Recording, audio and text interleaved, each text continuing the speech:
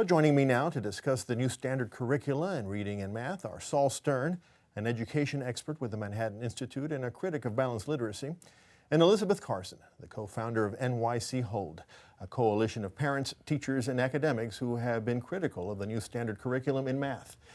So Saul, let me start with you. You don't agree with Ali Marzola that the city has made a good start with the new standard curriculum, do you? No, first of all, I want to correct the misnomer here.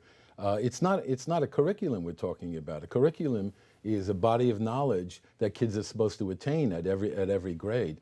This is not about a curriculum. This is about a standardized way of teaching, the teaching techniques in the classroom. And on that count, I think I'm opposed to balanced literacy because I think the evidence is overwhelming in the National Reading Panel, in the panel of the American Psychological Association, that for most kids, teaching systematic phonics in the early grades is better than balanced literacy. So why did they choose it? Why did they choose it? Because Chancellor Klein surrounded himself with a group of progressive educators who prefer balanced literacy as a philosophy, as an approach to kids. It's warm, it's fuzzy, it's nice to kids. Kids wander around the classroom, teachers stand on the side, they don't lecture to kids. It sounds very nice, and it works for some kids, particularly kids from middle-class homes who have a tremendous vocabulary coming into the school, but it's not very good for kids from disadvantaged homes.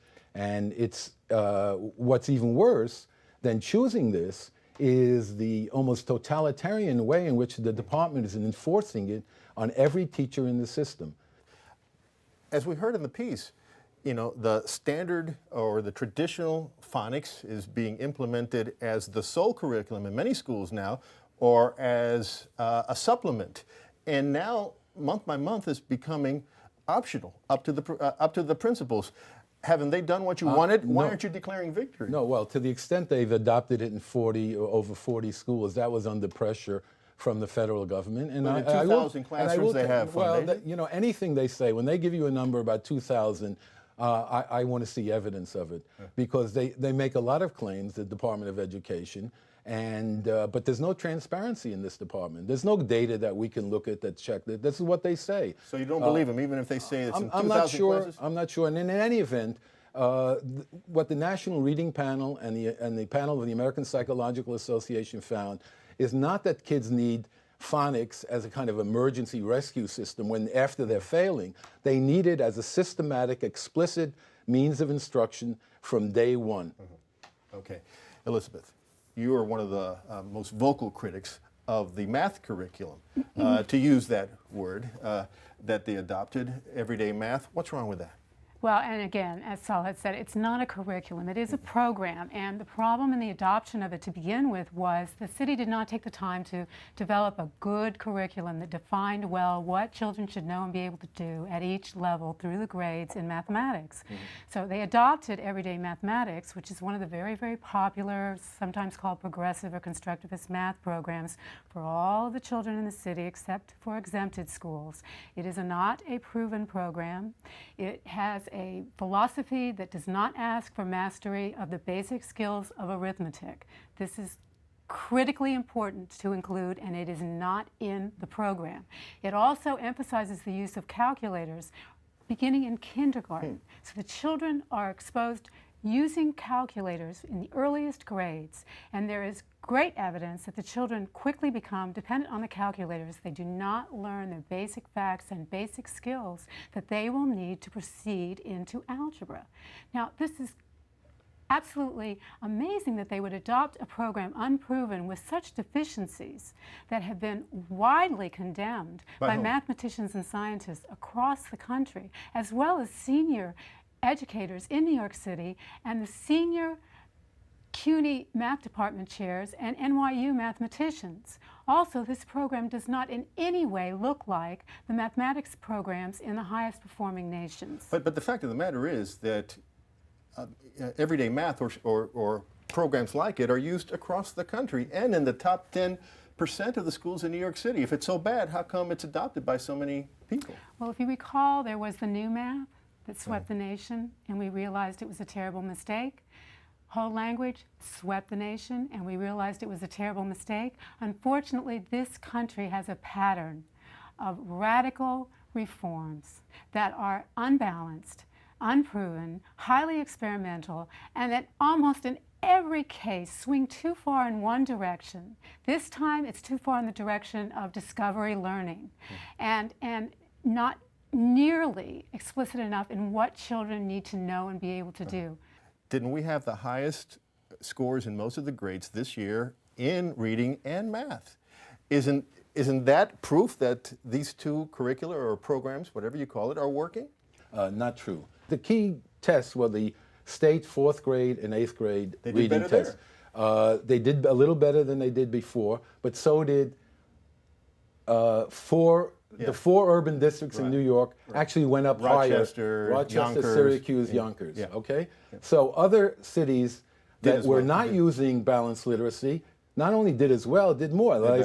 First of all, in absolute terms, and they went up a higher degree. But let's take a look at the 8th grade. And 8th grade is crucial because in international tests, the real problem for American students comes not so much in the 4th grade, where they rank pretty near the top, but by 8th grade, American students in international comparisons are down around 19th among the industrialized countries. So in 8th grade here, we went down.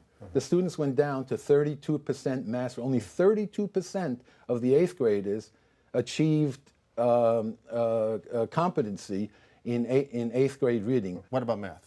They'd improve there. Well, yes, the scores are up. The scores are up on the state test statewide. And in fact, several of the other Big 5 districts did better than New York City in terms of gains. The citywide test has serious problems, and there have been 2 separate years where separate grades had to be thrown out. One year they were thrown out. So you're also suspicious of the city's test? I'm concerned about the test, but aside from that fact, everyday math has not been fully implemented in many schools. Some schools are only beginning this year. So they can't take the credit and they can't take the blame?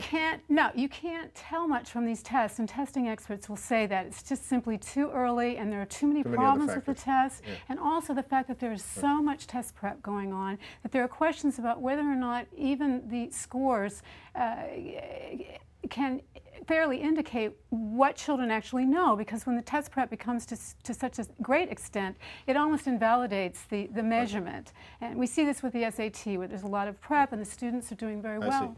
Coming into college unable to compute. Yes. Well, let me go back to what you were talking about earlier, about the fact of the authoritarian control of the teachers, what many teachers, some teachers at least, are calling micromanaging.